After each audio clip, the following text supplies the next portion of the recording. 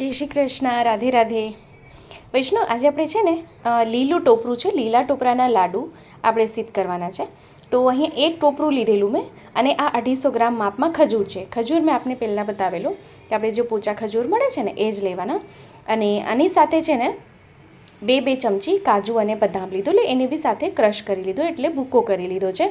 અને એમાં સાથે મેં 8થી 10 એલચીના દાણા નાખી દીધેલા, એટલે એમાં સાથે પીસાઈ ગયા.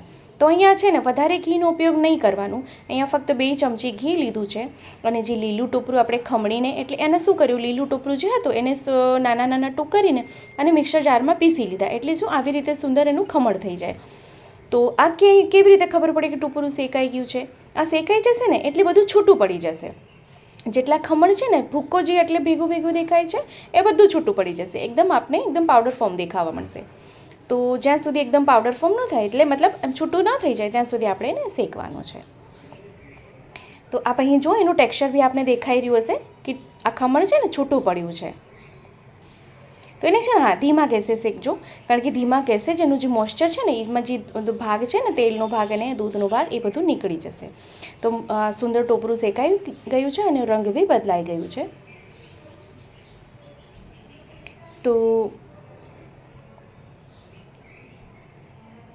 જો વિડીયો ગમે તો લાઈક જરૂરથી કરશો, અને હા, આપણા ગ્રુપમાં શેર ચોક્કસથી કરશો, જેથી શું છે કે વિડીયો વધુથી વધુ લોકો સુધી પહોંચી શકે. ગેસની ફ્લેમને બંધ કરીને એને આપણે ગેસથી નીચે ઉતારી લઈએ, અને આપણે જે ખજૂર આપણે જે ક્રશ કરીને રાખ્યા છે એ બી સાથે પધરાવી દઈશું, અને કાજુ બદામના જે ભૂકો કરીને રાખ્યો છે એ બી એમાં સાથે પધરાવી દઈશું. અને જો મિશ્રણ છે ને તરત ગરમ હોય છે એટલે થોડુંક ધ્યાન રાખવાનું, પણ જરાક એવું ઠંડુ થાય એટલે આપ હાથેથી મસળીને સરખું મિક્સ કરી શકો છો. પહેલાં તવીથી આપણે મિક્સ કરી લઈએ, કારણ કે ગરમ છે મિશ્રણ. કારણ કે લીલું ટોપરું છે ને એટલે થોડું ખજૂરનો ભાગ વધારે લેવાનું આમાં, કે જેથી શું છે કે મીઠાશ સરખી પકડાય. આમ તો લીલું ટોપરું છે એટલે એમાં મીઠાશ હોય છે.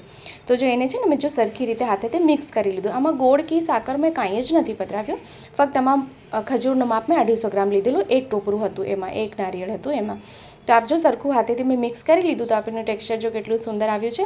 તો હાથેથી આવી રીતે ગોળા કરીએ તો સુંદર ગોળો વળી જાય છે, એટલે લાડુ સુંદર વળી જાય છે. તો ખૂબ સરળ અને સુંદર લીલા ટોપરાનો લાડુ આપણે આવી રીતે બનાવી લઈએ અને થાળીમાં રાખતા જઈએ આપણે. તો જો ચેનલ પર નવા હોય તો ચેનલને સબસ્ક્રાઈબ કરશો, બેલ આઇકોન હિટ કરશો, કે જેથી જ્યારે બી કોઈ સામગ્રીનો વિડીયો મૂકું તો આપ સુધી નોટિફિકેશન આવી જાય. તો આવી રીતે જ આપણે બધા લાડુ અને પાડી લઈએ. તો જો આ લીલું ટોપરું છે, તાજું નારિયેળ છે, એટલે આ સામગ્રી આપણે 5 થી 6 દિવસ આપ એને રાખી શકો છો વિદાઉટ ફ્રીજમાં આને રાખવાની જરૂરત નથી. અને જો આપણે ફ્રીજમાં રાખવું હોય તો આપ એને 15 થી 20 દિવસ સ્ટોર કરી શકો છો. તો ખૂબ સરળ અને સુંદર લીલા ટોપરાના લાડુ અહીંયા સિદ્ધ થઈ ગયા છે. તો હવે આપણે એને પાત્રમાં સાજી લઈએ. તો આપને જો કાંઈ ન સમજાય તો આપ મને કમેન્ટ બોક્સમાં કમેન્ટ કરીને પૂછી શકો છો. તો આપે આ સામગ્રી સિદ્ધ કરજો, શ્રી પ્રભુને ધરાવજો, અને કમેન્ટ બોક્સમાં કમેન્ટ કરીને ચોક્કસથી જણાવશો કે આ વિડીયો આપને કેવો લાગ્યો છે.